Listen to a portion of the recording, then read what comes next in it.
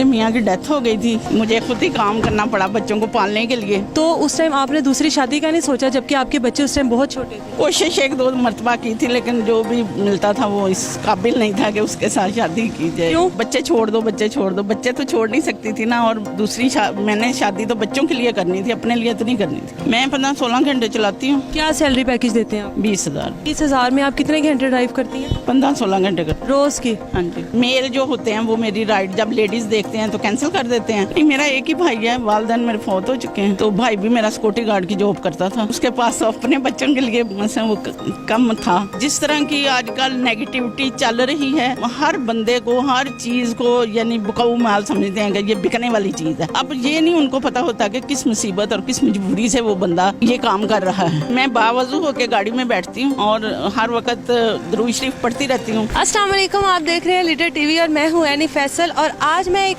ऐसी बाहिम्मत औरत के साथ मौजूद हूँ जो 4 साल से क्रीम पर गाड़ी चला रही हैं अपने बच्चों को पालने के लिए। 22 साल पहले इनके शोहर की वफात हो गई थी और उसके बाद से लेकर अब तक अपने बच्चों को वो किस तरह से पाल रही हैं, किस तरह से घर से निकली हैं, क्या सोचकर निकली थी और आज बच्चे किस मुकाम पर खड़े हैं, इनसे पूछते हैं और अपनी पूरी कहानी ये खुद बताएंगी। हमारे साथ आज मौजूद हैं सईदा जबी, उनसे बात करते हैं।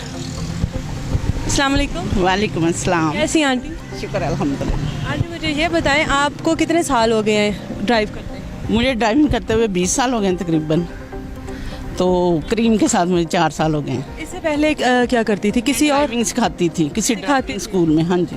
अच्छा, मुझे ये बताएं आपने क्या सोच के ड्राइविंग में आई? क्या हालात ऐसे हुए थे कि आपको घर से निकलना पड़ा?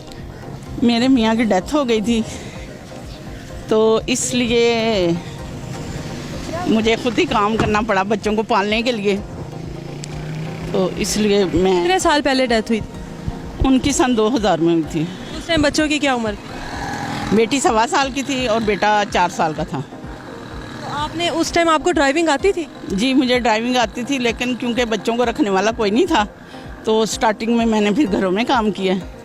उसके बाद जब थोड़े से बच्चे बड़े हुए तो फिर मैंने जो है वो ड्राइविंग स्कूल में जॉब की और 18 साल तक मैं वहीं पे ड्राइविंग करती रही और अब मैं 4 साल से ये कर रही हूँ। कितना आंटी आप कमा लेती हैं और कितने घंटे आप ये चलाती हैं क्रीम पर? मैं 15-16 घंटे चलाती हूँ। मेरी क्योंकि अपनी गाड़ी नहीं है, मैं तो सैलरी पे हूँ। क्रीम वालों ने आपको सैलरी पे रखा हुआ? किसी और ने रखा हुआ। क्या सैलरी पैकेज देते हैं आप? 20,000। 20,000 में आप कितने घंटे ड्राइव करती हैं? 15-16 घंटे कर। रोज़ की? हाँ जी। उस हिसाब से आपको नहीं लगता कि ये बहुत कम है? लेकिन कुछ ना होने से, जिस तरह मैं पढ़ी हुई नहीं हूँ या नहीं कुछ और कर नहीं सकती हूँ अपने हेल्दी होने की वजह से, तो इसलिए फिर मैं ये कर रही हूँ। अच्छा, मुझे ये बताएं कि आप एक औरत हैं। एक औरत ड्राइव करती है तो वो मसला नहीं है, लेकिन आप एक उबर की तरह ये क्रीम पर चला रही हैं। जाहिर है हर तरह के लोग आते होंगे, हर तरह के लोग बैठते होंगे, पैसेंजर इस तरह के कभी कभार अच्छे नहीं भी लोग होते हैं, तो किस तरह की मुश्किलात होती हैं? मुश्किलात ऐसे इतनी बड़ी तो कोई नहीं होती, बस सिर्फ ये होती है कि जो है मेल जो होते हैं वो मेरी राइड जब लेडीज़ देखते हैं तो कैंसिल कर देते हैं। और लेकिन कुछ ऐसे होते हैं जिनको राइड मिल नहीं रही होती, वो मजबूरी में मेरे साथ जाते हैं।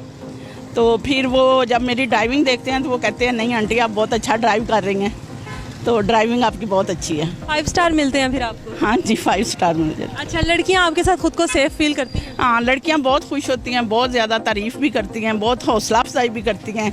बहुत सारी लड़कियां मेरी पिक्चर भी अपने साथ बनवा के ले जाती हैं। अच्छा, मुझे आंटी ये बताएं कि इसके अलावा आप ड्राइविंग अभी भी सिखा रही हैं क्या? जी, अभी अगर कोई कह दे तो वो मैं उनको सिखा देती हूँ ड्राइविंग, कोई सीखना चाहे तो। वैसे मैं पिक एंड ड्रॉप साथ कर लेती हूँ और ये क्रीम पे गाड़ी चलाती हूँ। अच्छा, आपके जब शोहर की वफ़ात हुई थी उस टाइम आज से 20-21 साल पहले आप जवान होंगी। मैं 28 साल की। 28 साल की, जाहिर है उस टाइम आप जवान थी, तो उस टाइम आपने दूसरी शादी का नहीं सोचा, जबकि आपके बच्चे उस टाइम बहुत छोटे थे?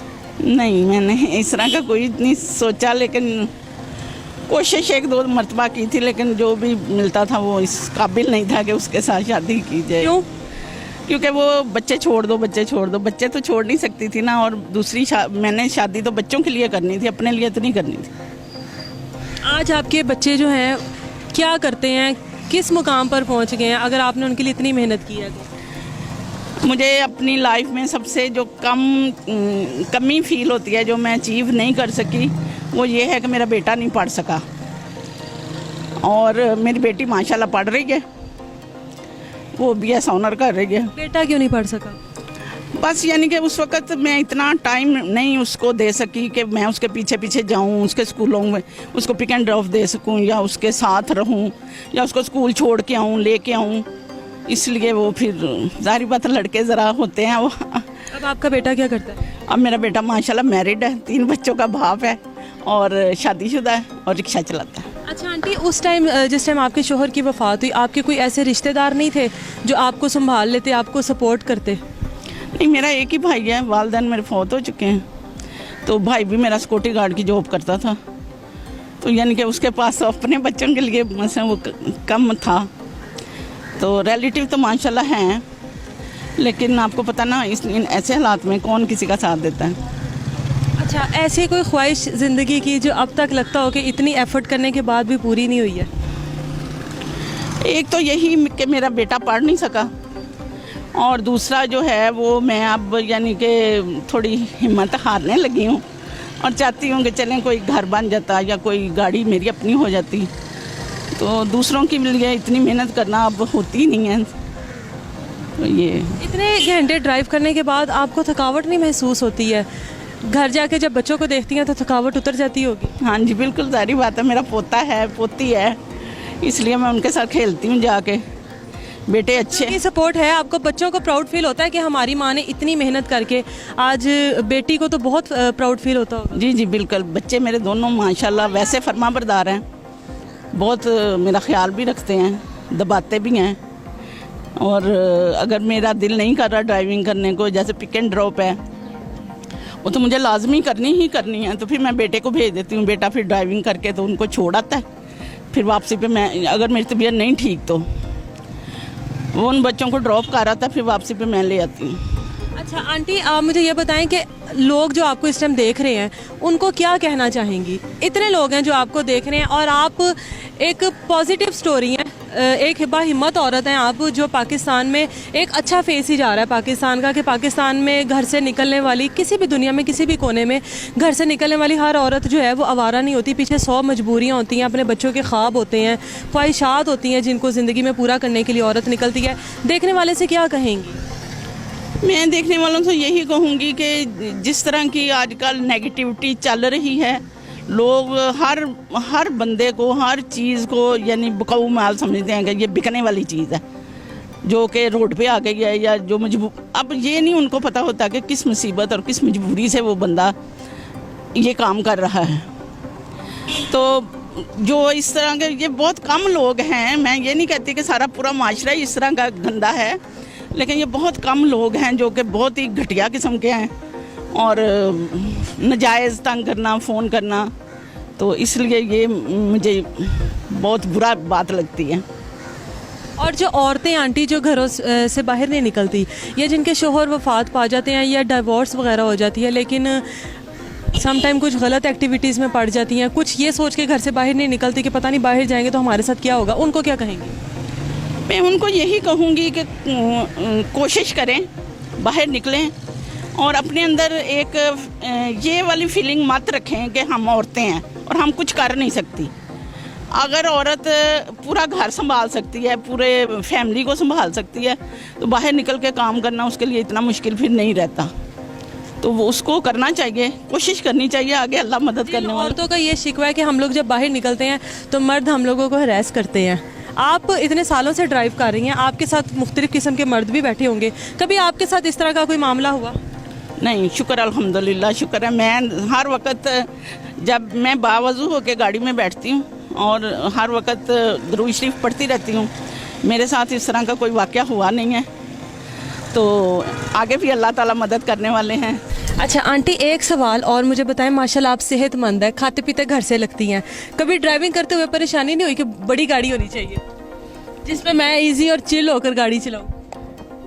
वही बात आ जाती है, हज़ारों ख्वाहिशें ऐसी कि हर ख्वाहिश पे दम निकले, लेकिन ये है कि ठीक है, कोई इतना मसला नहीं मुझे होता। ओके जी, हमारे साथ सैयदा जबी आंटी मौजूद थी और ये यकीनन हमारे पाकिस्तान का पॉजिटिव फेस है। औरत अगर हिम्मत वाली हो ना तो औरत ऐसी होती है।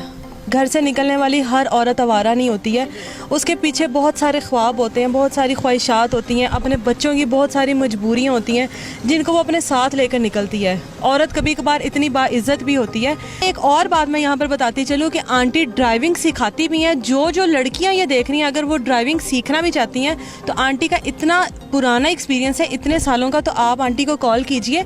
मैं भी आंटी से ड्राइविंग सीखने लगी हूँ, आप लोगों ने भी सीखनी है तो आप लोग भी आ जाइएगा।